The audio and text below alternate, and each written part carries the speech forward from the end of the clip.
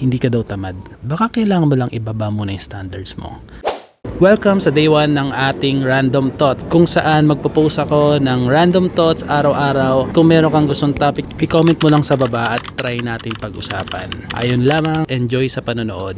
Isa ka ba sa mga tao na gustong magkaroon ng malaking progress o maraming gusto ma-accomplish sa isang araw, or meron kang gustong ma-achieve na goal mo, tapos hindi mo siya nagagawa kasi madalas kang mag-procrastinate or tinatamad kang gawin? Alam mo ba sa libro na Atomic Habits, ang sinasabi doon, hindi ka daw tamad, kulang ka lang sa sistema.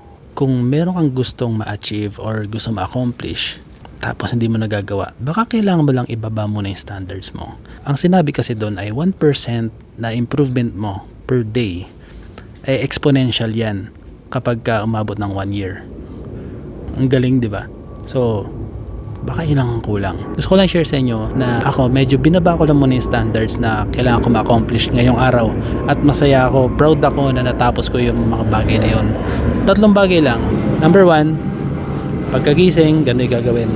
Number 2, mag-exercise. Number 3, mag-journal. At nanalo ako ngayon. Natalo ko yung version ko kahapon. So ayun, try nyo rin, baka gumana sa inyo.